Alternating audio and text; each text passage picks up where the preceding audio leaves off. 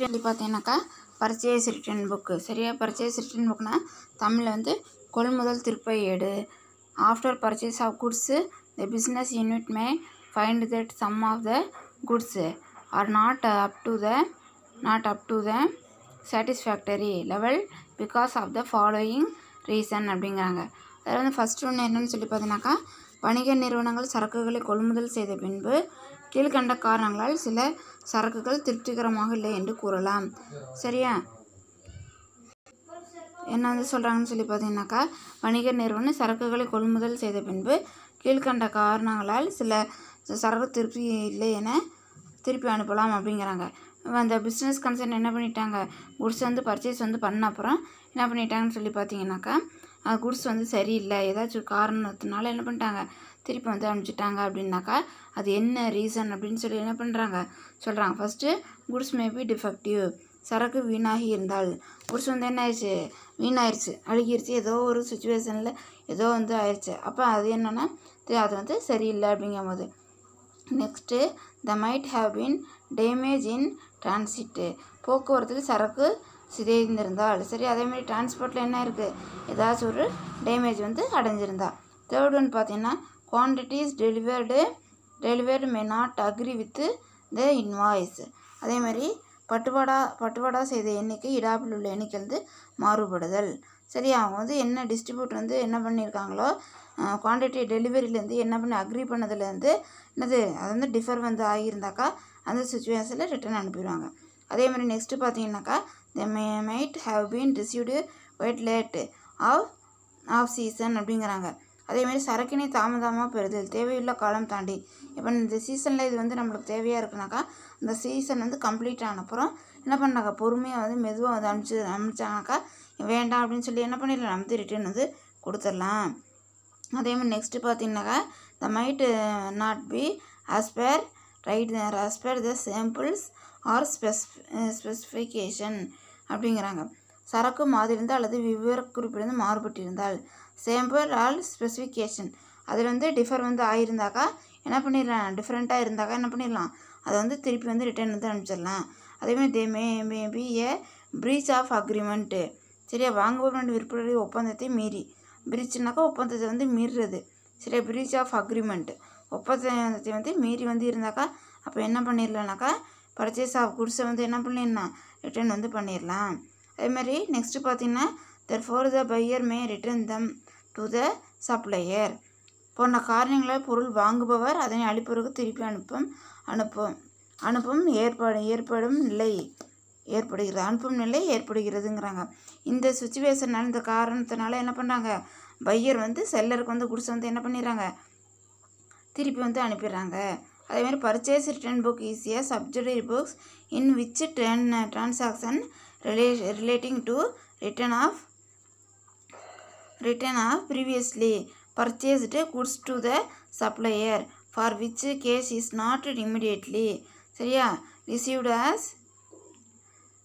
as previously purchased goods to the supplier for which case is not since goods are going out to the supplier there are also known as என்ன சொல்கிறாங்க, returns outward. சரியா? Purchase return another name என்னன்னு சொல்லி பார்த்தீங்கன்னாக்கா என்னது, return outward. And the book is called என்னது, as return outward book. சரியா? Or return outward book. சரியா? ஜேர்னல் அப்படின்னு வந்து சொல்கிறாங்க. ரிட்டர்னு அவுட்வேர்டு புக்கு ஆர் என்னது, return outward journal. This is prepared like purchase book and detail are entered as mentioned in the format given below அப்படின்னு சொல்லி கொடுக்குறாங்க. அதேமாதிரி என்ன சொல்கிறாங்கன்னு சொல்லி பார்த்தீங்கன்னாக்கா கொள்முதல் திருப்ப ஏடு ஒரு துணை ஏடாகும். பர்ச்சேஸ் புக்குங்கிறது என்னங்கிறாங்க, ஒரு சப்சிடரி புக்ஸு. அதேமாதிரி இதில் ஏற்கனவே கொள்முதல் செய்து பெறப்பட்ட சரக்குகளை ரொக்கம் உடனடியாக பெறாமல் சரக்கு அளித்தவருக்கே திருப்பி அனுப்புகின்ற நடவடிக்கைகள் பதிவு செய்யப்படுகிறது. சரி, அதேமாதிரி என்ன பண்ண பர்ச்சேஸ் பண்ண குட்ஸை வந்து என்ன பண்ணிட்டாங்கன்னு சொல்லி பார்த்தீங்கன்னா யார்கிட்ட வந்து கேஸ்க்கு வந்து பர்ச்சேஸ் வந்து பண்ணியிருக்கோமோ, யார்கிட்ட வந்து வாங்கினோமோ நம்ம, சரி, யார் வந்து நம்மளுக்கு வந்து சரக்கு வந்து கொடுத்தாங்களோ அவங்கள்ட்ட என்ன பண்ணிடுங்க, செல்லர்கிட்ட என்ன பண்ணிடுறோம், திருப்பி வந்து நம்ம வந்து கொடுத்துட்றோம்.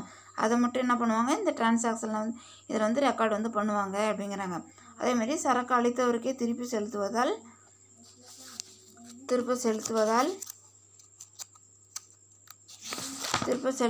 வெளித்திருப்பம் என்று அழைக்கப்படுகிறது.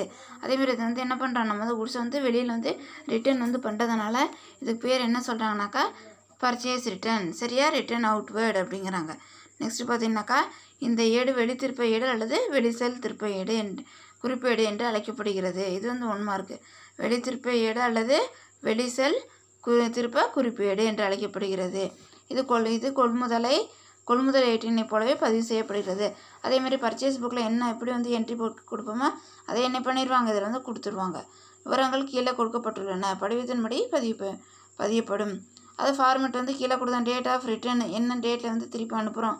சரியா, அதேமாதிரி name of person to whom goods are return and the details of goods. அதேமாதிரி நம்ம என்ன பண்ணுறோம், திருப்பி அனுப்பிய நபர், சரியா, நேம், அவரோட பேர் என்ன, அவரோட என்ன குட்ஸை வந்து திருப்பி வந்து அனுப்பியிருக்கோம் அப்படிங்கிற டீட்டெயில். அதேமாதிரி நெக்ஸ்ட்டு பார்த்திங்கன்னா போஸ்டிங் ரெஃபரன்ஸு, நம்ம வந்து போஸ்ட் பண்ண ரெஃபரன்ஸ் என்னென்னு அதில் வந்து கொடுக்கணும்.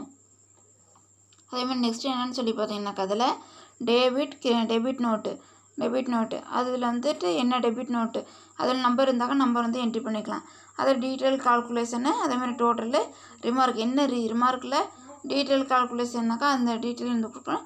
டோட்டல்னால் நார்மல், ரிமார்க்னால் என்னன்னு சொல்லி பார்த்தீங்கன்னாக்கா என்ன காரணத்துக்காக என்ன பண்ணுறோம், நம்ம வந்து அதை வந்து திருப்பி வந்து கொடுக்குறோங்கிற டீட்டெயில்.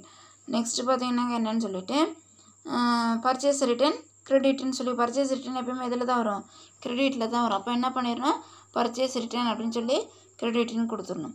நெக்ஸ்ட்டு பார்த்தீங்கன்னாக்கா posting from the purchase return book, purchase return book வந்து எப்படி வந்து போஸ்ட் வந்து பண்ணுறது.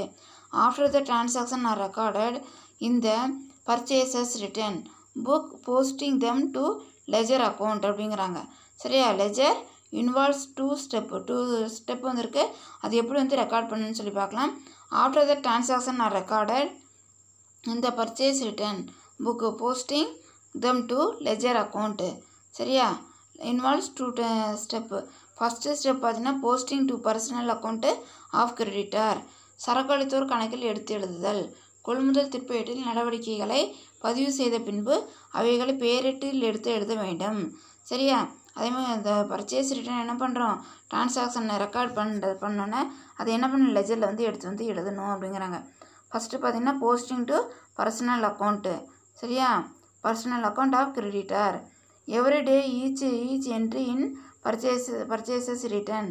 சரியா, அதேமாதிரி book is posted to the debit side of the respective personal account of the creditor by writing the word to purchase return அக்கௌண்ட்டுன்னு சொல்லி எழுதணும். சரக்கு அளித்தோர் கணக்கில் எடுத்து எழுதுதல், சரக்கு வந்து யார் கொடுத்தாங்களோ அவங்க அக்கௌண்ட்டில் என்ன பண்ணணும், எடுத்துடணும். சரக்கு அளித்தோரின் ஆள்சார் கணக்கில் பற்று பக்கத்தில் ஒவ்வொரு நாளும் ஒவ்வொரு பதிவும் கொள்முதல் திருப்ப கணக்கு என்று எழுதி பதிவு செய்ய வேண்டும். சரியா, எவ்ரிடே வந்து என்ன பண்ணணும்னு சொல்லி பார்த்தீங்கன்னாக்கா கிரெடிட்டார் அக்கௌண்ட்டில் என்ன பண்ணணும், அது வந்து ரெக்கார்டு வந்து பண்ணணுங்கிறாங்க. அதே மாதிரி நெக்ஸ்ட்டு பார்த்தீங்கன்னா பர்ச்சேஸ் ரிட்டர்ன் அக்கௌண்ட். சரியா, கொள்முதல் திருப்ப ஏட்டில் எடுத்து எழுதுதல். அடுத்து end of the month the aggregate of the purchase return is ascertained. It is the total purchase return for the month and is posted to the credit side of purchase return account by debiting sundry creditor. சரியா, sundry creditor account அப்படிங்கிறாங்க. கொள்முதல் திருப்ப ஏட்டில் எடுத்துதல் ஒவ்வொரு மாத இறுதியிலும் கொள்முதல் திருப்பத்தின் மொத்தம் கணக்கிடப்படுகிறது. சரி, ஒவ்வொரு மந்த்தும் என்ன பண்ணுறாங்கன்னு சொல்லி பார்த்தீங்கன்னாக்கா இதை வந்து என்ன பண்ணாங்க, ரெக்கார்டு வந்து பண்ணுறாங்க. மாத கடைசியில் எண்டில் தான் என்ன பண்ணுவாங்க, இதை வந்து ரெக்கார்டு வந்து பண்ணுவாங்க. இந்த மொத்த கொள்முதல் திருப்ப கணக்கின் வரவு பக்கத்தில் உள்ள விவரப்பத்தியில் பற்பல கடனீந்தோர் கணக்கு என்று பதியப்படுகிறது.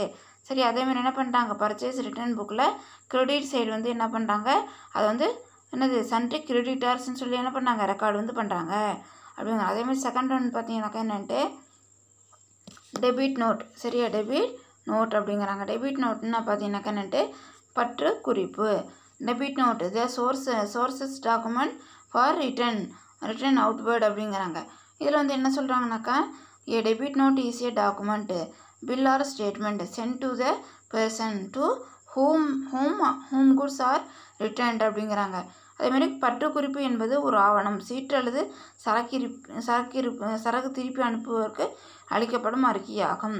அதே மாதிரி டெபிட் கார்டுங்கிறது என்ன, டெபிட் நோட்டுங்கிறது என்ன, ஒரு document. Bill or statement sent to யாருப்பா, person to whom goods are return. சரியா, சரக்கு திருப்பி அனுப்புவோருக்கு அளிக்கப்படும். யார் வந்து நம்ம திருப்பி கொடுக்குறோன்னாக்கா நம்மளுக்கு என்ன பண்ணுவாங்க, அவங்க வந்து திருப்பி வந்து ஒரு ஸ்டேட்மெண்ட் வந்து அனுப்புவாங்க. அதே மாதிரி செகண்ட் ஒன் பார்த்தீங்கன்னா, the statement inform that the supplier account is debited to the extent of the value of goods return. It's contain the description and details of goods return, name of the party to whom goods are returned and net value of the goods அப்படிங்கிறாங்க. அதே மாதிரி என்ன சொல்கிறாங்கன்னு சொல்லி பார்த்தீங்கன்னாக்கா, இந்த அறிக்கையில் சரக்கினை திருப்புவதன் மூலம் சரக்கீந்தோரின் கணக்கில் பற்று செய்யும் தொகை குறித்து தெரிவிக்கப்படும். அதேமாதிரி சரக்கீந்தோர்னா யார் கொடுத்தாங்க, அவங்களோட அக்கௌண்ட்டில் எப்படி வந்து டெபிட் பண்ணுறதுங்க என்ன பண்ணுவாங்க இதில் வந்து சொல்லுவாங்க. அதேமாதிரி இது திருப்பி அனுப்பிய சரக்கின் விவரம், யாருக்கு திருப்பி அனுப்பப்பட்டதோ அவர் பெயர், திருப்பி அனுப்பப்பட்ட சரக்கின் நிகர தொகை மற்றும் திருப்பி அனுப்பியதற்கு காரணம் போன்ற விவரங்கள் இருக்கும்.